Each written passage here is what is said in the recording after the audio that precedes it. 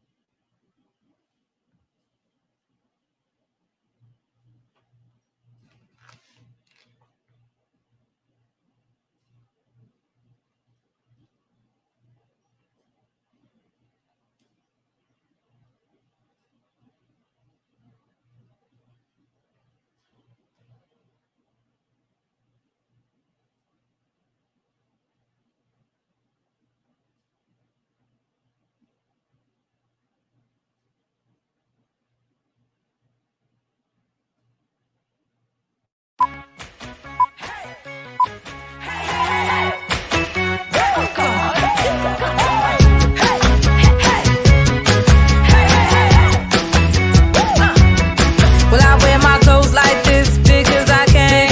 And I wear my hair like this because I can. And I walk around like this because I can. And I do my thing like this because it's who I am. And if you expect me to give you an apology for being nothing that you're used to, go right on ahead, wait, hold your breath and concentrate. Keep holding to your face, turn blue. My road ain't your road, but just I know just where I'm going. My flow ain't your flow, but just I know just how I'm flowing. I'ma do my thing. Please feel free to hate and complain. I'ma do my thing. Say what you want, but this one ain't gonna change. I'ma do my thing.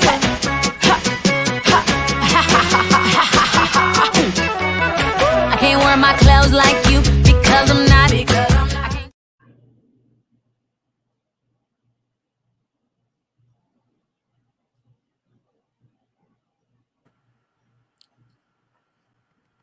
Hey, everybody.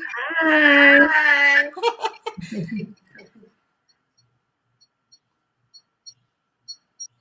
Mary, we can't hear you. We can't hear you.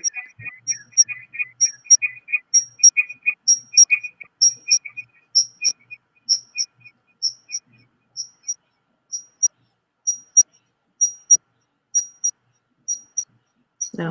No.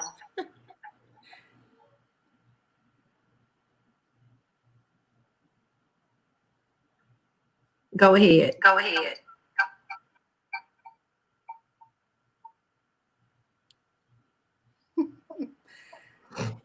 So, Erica, how's your day been? Hey, all is well. It is Tuesday, a terrific Tuesday. Yes, it is. Mm. Oh, wow. We're just going to give her a little minute and see if she can come on back on. But, hey, it's a plus. We're on here at 9.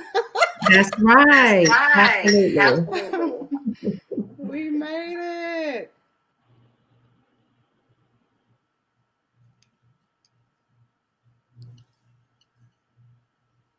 We're just going to give her a little minute.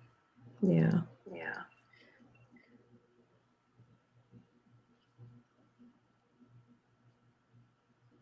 So, hey, this is a plus. We got on at 9. That's right. We are on time.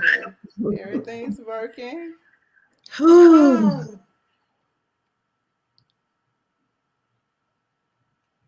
Let's see. We're going to see who all we have. Yeah, that's what I'm looking at. I see Tracy. Hey, Tracy. Tracy! What's up, girl?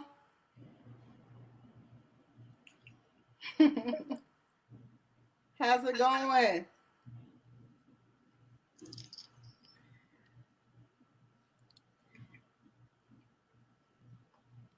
Hi, Mary. Right.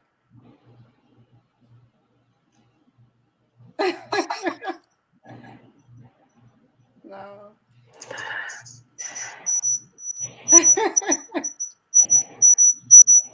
She gonna try again.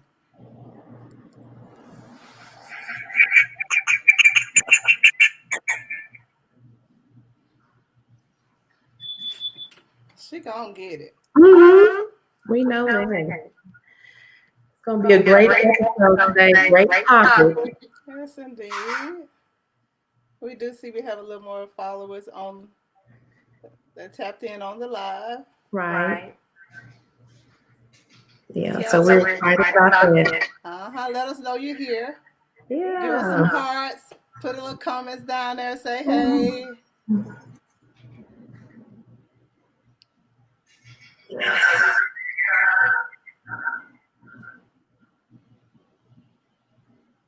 Let's see. Yeah, I am echoing a little bit more. Bit.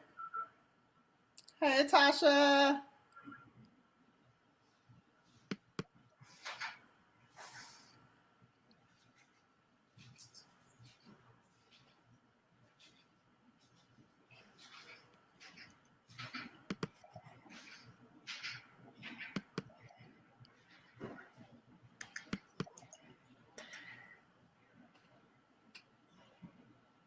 Let's give it a little moment. So, girl, what you think about tonight's topic, though, mothers to son? I'm looking forward to it. Yeah. Yes, indeed. Great I conversation. think it's yes. Much Interesting needed. topic. Yes. Much needed. Yes. Look at that. We got Naomi in the house. Uh-huh. Hey, beautiful.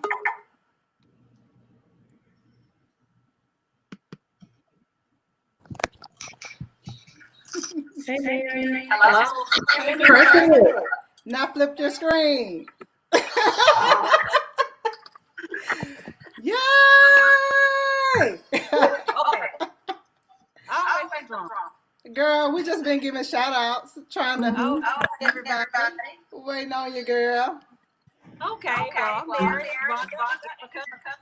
and this is Life in Saints. And so today, our topic of discussion is mother to son.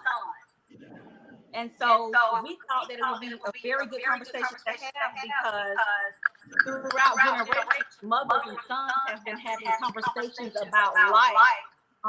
And one of the things that has been brought to our attention as being mothers of sons, we are all mothers of sons, and each of us only have one son. So our sons are very special. They're very special to us. And so we just wanted to do a trip today from mothers to sons, and it's inspired by a poem by Langston Hughes. And so, have you rolled the video yet, Rhonda? No, not yet. Okay, go ahead and show this my son, and then we're gonna get into the conversation. Something that you don't want to hear.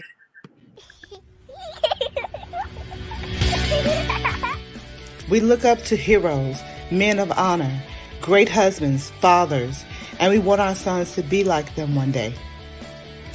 Wouldn't it be great if love, integrity, principles, faith, and social learning were automatically a part of our son's DNA? Raising a son means hard work, but the outcome is rewarding. We are women chosen by God to raise strong men.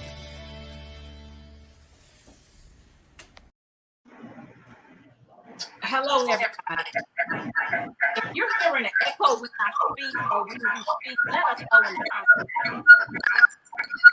It is.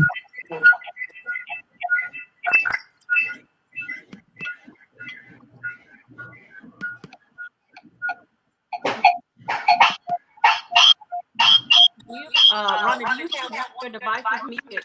I know you have two up, but you have one of them muted. I only got one up. I only got one on. Okay, so this all came about because of a poem by Langston Hughes. And we begin to think about raising our sons in today's time because we understand that there are so many issues as it relates to Black males. And since we are mothers who are raising little Black boys to be strong Black men, we thought it was befitting to have a conversation as it relates to the issues and the struggles that they may face in life. I myself have a son. He is 8 years old. He just finished second grade. And he enjoys the world. He loves people. He has great friends of many different races. His school is very diverse for a school, a public school in this day and time. He has friends who are white. He has friends who are Asian. He has friends who are Mexican. He has friends who are Black. And they just love each other and they play their Roblox and their video games and they just really have a good time with each other. But the truth of the matter is, at some point in his life, he will encounter an issue with racial discrimination. Yes. The stats are highly likely. And so, as a mom, I've often struggled with when would be the right time to talk to him about race. Um, and with as many things that have happened to African American men, especially those who are unarmed, who have been murdered, those who are just in their own apartment, in their front yard, minding their business, doing their job, being law-abiding citizens, and still have someone to look at them based on the color of their skin and decide or to see them as a threat is a real issue. Even when I think about race, that's something that me and my son have never discussed with him being 8 years old. And so, like I said, the reality of it is that one day he will face a situation where he will encounter racial discrimination, and that's highly likely. And so, the issue that with me is when do I start to discuss these things with him? I used to be real big on a lot of watching a lot of the stories and watching a lot of the news and even watching movies.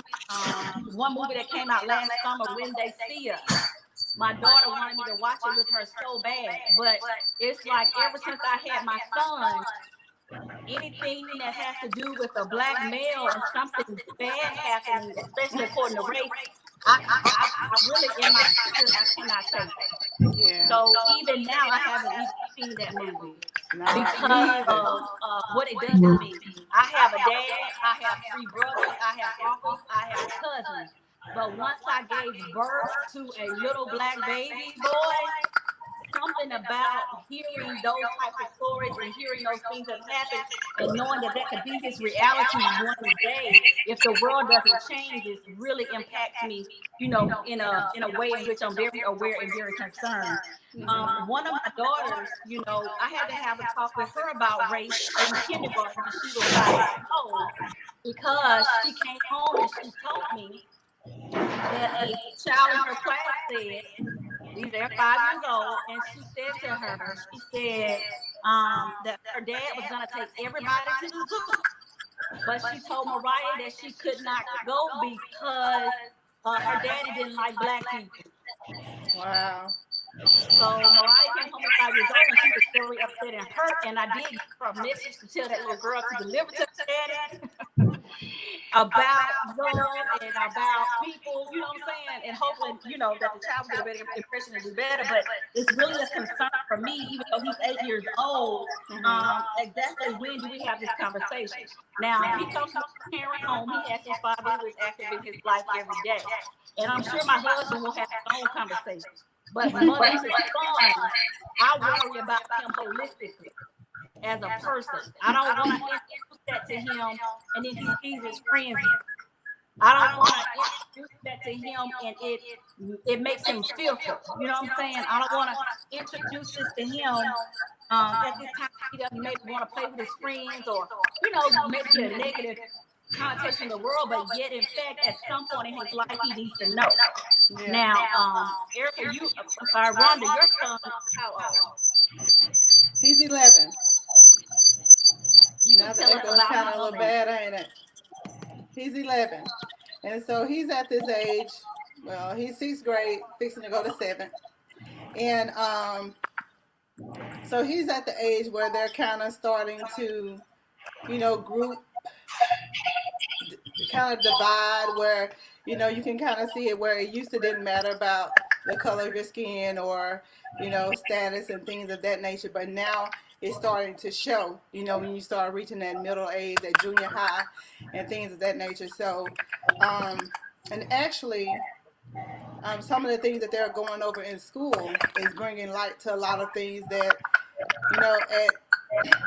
before, years before, that I wouldn't dare talk to them about, feeling like they were being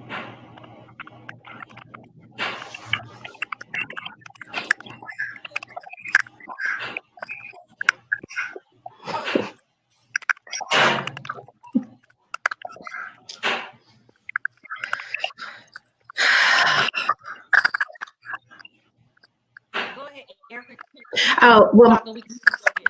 right. My son, he is 15 years old. He just finished the ninth grade, and I've talked to him about his relationships with his classmates of different backgrounds. Classmates with friends, his friends who are the same as he is, his friends who are Caucasian. He has some Hispanic friends. And I asked him, does he feel a difference? Is he treated different in school? Overall, for the most part, he is not. But because he is a athlete, he plays several sports, and I think the competitive issue brings about a lot of the feelings or the way these children are raised. It makes it come out, the truth come out. That's been his issue in sports, whereas it may be some of his teammates who are different from him. They may treat him a little different, but once they come together and they realize we have a common goal to win the game, or we have a common goal to help each other, all of that kind of washes away. But as I've talked to him in the past, um, specific instances, let's just say neighbors. In our neighborhood, we have a variety of age groups. There's predominantly retired people who live in our neighborhood who are not of the same um, cultural background that we're in, to say the least. So anyway, when we first got here, I noticed there was some apprehension towards us, but that quickly dissolved because once we started talking, those differences, they kind of meshed out. But him being a male, he noticed some of the older people who are different from him. They were a little bit more cautious, a little bit more reserved. But once he started talking to them, they realized he was not a threat because he's 6'1", because he's a black male. They took it, I feel like, because of his appearance. But when they saw that he was a nice guy and he was helpful, they relaxed some. So, with that being said, I asked him, how did it make him feel? And of course, it doesn't make you feel good. But I asked him, did it bother him? But for him to say at the age of 15, I'm used to it, that's not a good thing. Not in 2020. This is something he's encountered before. So, Mary, you were talking about a movie that had something to do with that. My daughter and I, we went to see The Hate You Give. And I don't know if you all have seen that movie about the black male who was killed by a police officer just by reaching in his car to get a brush. And we talked about that movie and how the father, he showed his children, when the police pull you over, you do what they say, you be respectful. And my children and my son, they are of the age where they will start driving vehicles. And so I have had to teach them, this is something that I would not do under any regular circumstances. My parents didn't have to teach me that because at that time that wasn't a big issue. But I've had to tell them, no matter what you do, if you get pulled over by a police officer, you do what you have to do. You be obedient. It doesn't matter. You just do what they say because you've got to get it home. You got to make it home by any means necessary. You've got to get home, whatever you do. So they understand that we are to respect authority. They also understand that sometimes authority may or may not be on the side of right, but we have to be right and obey authority and just do what you have to do to live. And I've had to tell them, you just make it home and we'll fix it later, but you got to get home. So they know to respect authority. They understand that all people are not right, but they're not begrudging. He doesn't hold it against people. We just know that he knows that that's a part of society. And that's just what we have to deal with. And we can't change other people, but we can control ourselves. And so we've had a talk about anger issues, and even when people mistreat you, whether they are of a different race or not, that you still have to treat them right and respect authority. And we just have to be careful about that, especially as a young Black male, a teenager who looks like he may be a threat to somebody who is not. So he already knows that people may look at him and think bad things just because of how he looks, but he knows who his true identity. He knows who he is on the inside. So he knows not to take that and just capitalize on it or make it big and say, oh, they hate me because of the way I look. I'm 15, I'm 6'1", and I'm a Black male. He knows that's not the sum total of himself. He knows that he has a good heart. He makes good grades. He's a good athlete. He knows these things. So I think it's so important as parents that we instill this in our children, our young Black males, our sons, who they are from the inside, and don't let anybody look at them and characterize them as the villain or characterize them as the bad guy. Because if they get in their head that they're always a threat to somebody, if they start feeling like people are shunning me because of what I look like, they'll start to carry that image on the inside, and that can make them have low self-esteem. That can make them become angry. That can do a number of things. And we want to raise productive men who go up in society and lead productive lives and have productive families, healthy families. Okay. And that's one of the things that really inspired me. Can y'all hear me? Yes. Yep. One of the things that really inspired me is that I love this poem by Langston Hughes. It's one of my very, very favorites. And in this poem, I just read it to you real quick. He says in this poem, it's mother talking to the son. Well, son, I tell you, life for me ain't been no crystal stair. It's had tacks in it and splinters and boards torn up and places with no carpet on the floor bare. But all the time I've been climbing on and reaching landings and turning corners and sometimes going in the dark where there ain't been no light. So boy, don't you turn back. Don't you sit down on the steps because you find it kind of hard. Don't you fall now, for I'm still climbing, honey. I'm still moving, and life for me ain't been no crystal stair. And that is so powerful for me, especially now that I have a son. And metaphorically, what this mother is doing is she's comparing her life to actually climbing stairs. And so what we want to do for our sons, as we continue to raise them in the love of God, as we continue to teach them to be good people, regardless of what society or somebody may think of them just because of the color of their skin, that they have to keep climbing, that they have to keep moving, that they have to keep progressing, that they have to keep becoming and fulfilling the purpose that they have here in the earth. And so in an effort for them not to turn back, in an effort for them not to get discouraged, in an effort for them not to quit, it's so important that we have those conversations. And sometimes you can feel like you have time, and I don't want my son to come home hurt because somebody discriminated against him because of the color of his skin. I know what it was like for my 5-year-old daughter to come home. She carried that in her heart all day.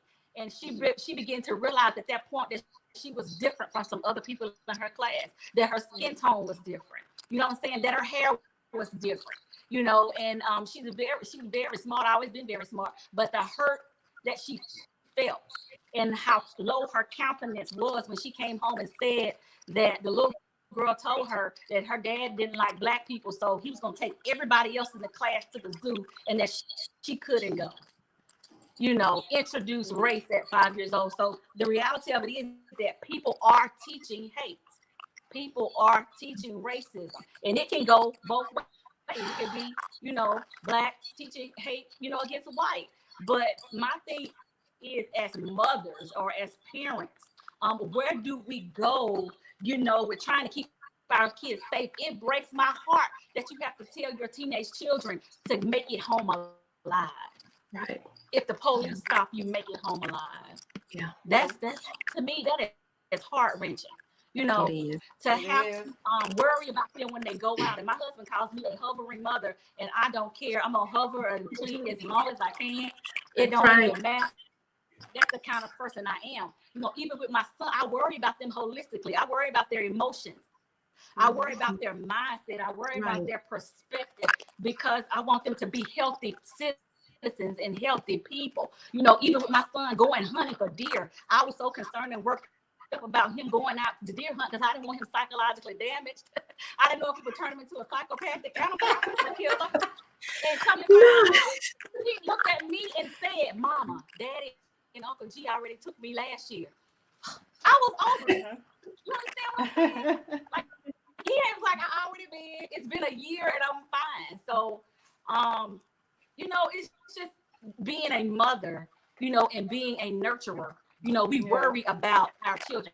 Rhonda, can are you able to be heard? Is your speaker working? Yeah. I think I'm back Okay, go up. ahead and finish up. Now, Rhonda's son, my son is 8. Rhonda's son is yeah. middle school age. So Yeah. my So son he's right now my is son is seen 11. as cute, and Mhm. Erica's son is seen as the threat. But Rhonda's Mhm. son is right there in the middle, where race, socioeconomic status, the difference between Mhm. people, and those things really start to become magnified, and those eyes really begin to open towards society. So tell us a Mhm. little bit more about your son and his perspective. Yeah, he's at that age and he's 11. Now, just last year, they experienced firsthand discrimination and hate. I was actually living in Clark County in Mississippi, and a cop harassed me, for weeks. And my children, it had got so bad to where my children would say, "Mommy, what do we do if they arrest you? Can anybody come and pick you up from the police station? How do that go?" But at 9 and 10, they shouldn't have had to deal with any of that. And Mhm. so just now, going over, and even in that moment, I had to show them how to handle things the right way, because you're thinking of lives, you're thinking of what the retaliation would be. So they had to witness me going to the city hall, making complaints, doing things the right way. Then I had to discuss with them and tell them why, people act that way, or why people do the things that they do, you know. And so even this year, some things that he was going on, covering in school, it was talking about, slavery, or talking about lynchings and things of that nature. And he kind of was taking it a little lighthearted, but I had to remind him of what happened to me. And I was telling him that it's just done in a different way now, you know. And no, I wasn't lynched, but it could have ended that way. It all depends on how I responded to what was going on. And there's plenty of times I was followed, nights when I would come into town. I was followed, in the mornings when I would leave. So they experienced those things, but I had to show him now how to relate. And also with friends, like I just can't send him to the playground with his friends anymore because he's out of age. What if somebody lies on him? So I had to show him, because he actually came home one day saying his friend wanted to meet him at the park, and it was a girl of another race, and I had to explain to him, not by yourself, you can't go by yourself. And so, especially, we haven't met the parents, we don't know their mindset, and things, and I had to show him, you are becoming a young man. And so it's the different ways that we have to approach things now. And so it's getting him to really see that now, the change that's happening. And I had to, let him know that at this point you have to sit down and actually talk. And so I did.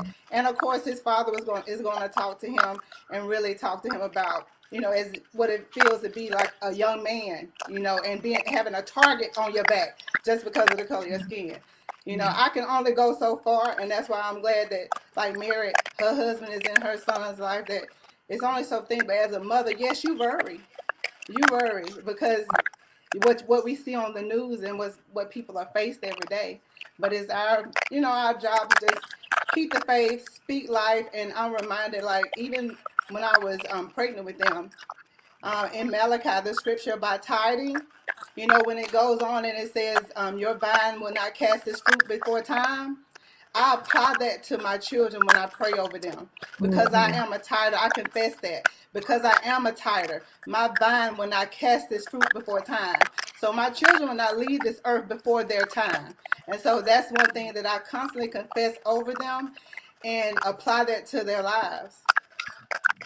Real quick point, I know Mary, what Rhonda was saying, she said that she had to make sure Mac responded right. I think it's important that we teach our children to respond and not to react, because if they react in their emotions, and that could be detrimental. They may not make it Yes, home.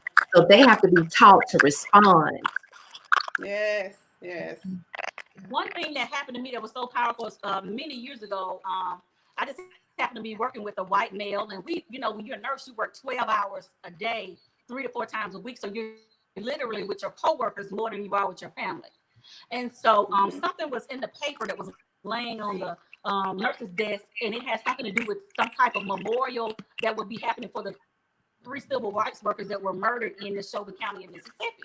And so he looked at me and said, why can't we just forget about this and just move on? And so I looked at him and said, if this, Deep and I breath. pointed to their faces and I said, if this were one of your children, could you Mhm. just forget about it and move Yeah, on? And so he yeah. came to me the next day at work, and he really looked like he was convicted. And he said to me, he said, I'm sorry, Mary. He said, I get it. He said, I don't care when it happened. He said, if it was one of my children that were done like this in this way, there's no way I would ever forget about it and just move on. Yes. And so sometimes it starts with a conversation. And Yeah. but then you have people who don't want to be open to change, and Mhm. Mhm. racism and hate and all of that is a lot of times that's a mindset. Yes. And so we have to desire for our mind to be renewed. We have to Yeah. open up to the possibility of change. Even if it was Mhm. something that our grandmother said, black or white, Mhm. Hispanic or whatever. Even if it was for something that my mother and father said. Even if it was some of our Mhm. previous experience, our experiences shape and mold us. But we have to renew our Mhm. mind, and the only way we can get on the Yes. floor is through the Word of God, because we're Mhm. transformed by the renewing of our mind. And so I think that when we Mhm. begin to have those conversations, we can stop, some of these mindsets, and people can change their Yeah. mind, and we can embrace each other. I don't want my son to not want to play with his friends. He's 8 years old. They have a great time Yes. together. I don't want him to be fearful to go somewhere without me because he realizes that his skin is different from somebody else's. I don't want him to feel Mhm. inferior in the classroom because somebody else is Asian and he's black and somebody else is white. But the realities Mhm. of it is that at some point in his life, he will face it. And so, even though it hurts me to know that he'll be hurt as a mom, I'm trying to build Yes. myself up to face it. But it's something about my Mhm. daughters. Like, I don't freak out about them too much like I do my son. I feel like they got it. They grown with it, but they people too. But it's something Yeah. about when I gave birth to that boy. That boy. God Uh-huh. gave me a vision of that boy. I was gonna keep on having babies till I had that boy. I'm so glad he came at number 4. I'll be Yes. like, these are my 12 kids. But we love our sons. Every mother Yes. loves their son. And we really, our heart really goes out to those who have had to face discrimination, those who have lost their Mhm. lives unjustly. You know, um, Yes. and so we just thought this was a good conversation to have. Um, we would love to see some of your comments right now, just as far as how you're feeling. This is not a hate the white man conversation. This is a conversation where how can we do better as people, Right. as Yes. one human being to another. You know, how can we raise our children to love each other? You know, to not separate based on race. By the time they're 12 years old, everybody's going their Yes. separate way. You know, to talk about why that happens. Mhm. You know, to talking about, you know, how can we make that better so that we can provide a better future for our children. Right. Um, And I any think it's comment? Yes, and I go think it's ahead. important. Everybody controls their own actions. And that's what I teach my children. You can't you can't follow the crowd. You control your own actions. You know what you have been taught, and you've been taught to do the right thing. So Yes. that doesn't mean you jump on the bandwagon when everybody else is doing this or doing that. They know to do the right thing. So Yes. theoretically, if everybody would just control their own selves, their own members, and do the right thing, we wouldn't have these issues. But of course, we know we don't live in an ideal world. So individually, the solution, what we can do, teach your children to do the right thing, to control their own actions, to love people no matter what. Don't mistreat people, even when they do mistreat you. There's always a better way to handle a problem than reacting in your emotions. You respond, and sometimes a response is walking away. And that's important that children need to know that, especially, when you get to my son's age, a 15-year-old boy, it's not macho to walk away. It's always macho to get up in somebody's face and fight and do all this crazy stuff. That won't end well. Yeah, you may walk away and live to see another day. You may not walk away to live to see another day. So we have to teach our children to take the higher road, to address issues the right way. And arguing is not the solution. It may be to walk away. It may be, hey, you know what? Let's back off. Or maybe to tell an adult, you can be the snitch, okay, but I'm still living. But there's always a better way to handle a problem than reacting to it. Yeah. And I think it's important to start them off even as young children. I wanted my children to know, because you come from me, that I expect certain things out of you. And so when they were younger, I used to tell them, we're Gordons. I was married at that point. I was like, we're Gordons. And because we are, I said, we don't do what everybody else do. We do Okay. this and we do, and I would make out the list and drill that in their head, because I want them to know, look, you don't do what everybody else do. We have our own mind, and we have a standard, and I have something that I expect out of you. And so it starts out young, getting that in their heads that, look, we're different, we're peculiar people, and we're not going to be like everybody else. We're not going to do what everybody else do, and have confidence enough to stand on that and believe in it. Great. So y'all, if this, Well, lady, let's see if we got some comments, y'all. Hold on, let me see. I know Mary, like, come on. But look, y'all, if this discussion has really blessed y'all, let's see some hearts go up and some comments. You're right, Latasha. Yes, ma'am. Character is what you do when no one is looking. That is so right, Tasha. Yes. Mhm. God is always watching. That's right. Yes. I enjoyed it, ladies. Great Me too. conversation. all right.